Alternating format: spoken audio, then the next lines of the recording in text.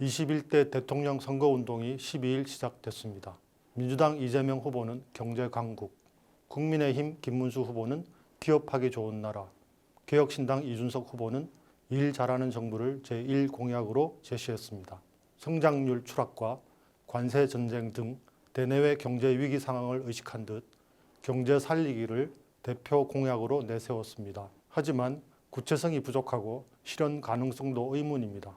무엇보다 새로운 성장 전략이라고 할 만한 내용이 없습니다. 민주당은 인공지능 100조 원 투자, 전략산업 국민펀드 조성 등을 통해 신산업을 육성하겠다는 계획을 내놨습니다. 하지만 정부와 민간에 돈이 없어 AI 경쟁력이 떨어진 것은 아닙니다.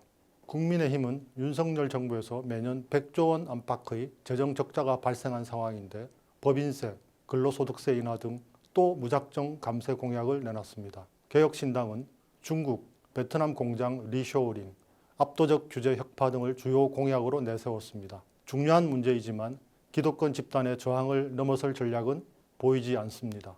상공회의소, 경제인협회, 경영자총협회, 무역협회, 중견기업연합회 등 경제 5단체가 정책 제언 형식으로 미래 성장을 위한 제안 100대 정책 과제를 발표했습니다.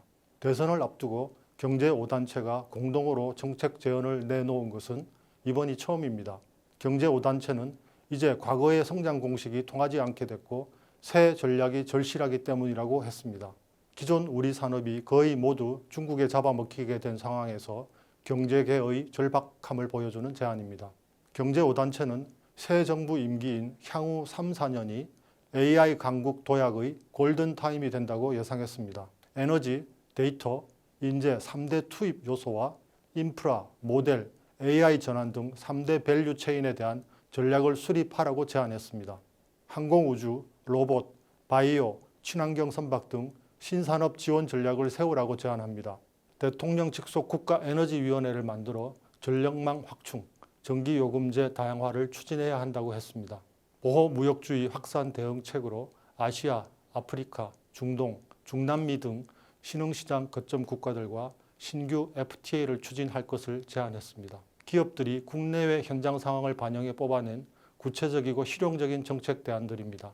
조기 대선으로 선출되는 새 정부는 인수위원회도 없이 출범하게 됩니다. 대선 과정에서 이익 집단의 표를 얻기 위해 국가 경쟁력을 좀먹는 무리한 퍼주기 공약을 내놨습니다. 그런 공약을 실행하다 국가 재정이 악화되는 악순환이 반복돼 왔습니다. 이번 대선에서도 마찬가지입니다. 재정 적자 상황인데도 각종 포퓰리즘 공약으로 앞으로 70조에서 100조 원이 더 소요될 전망입니다. 대선 후보와 각 정당은 경제 분야만큼은 경제 5단체의 절박한 건의를 듣는 척이라도 했으면 합니다.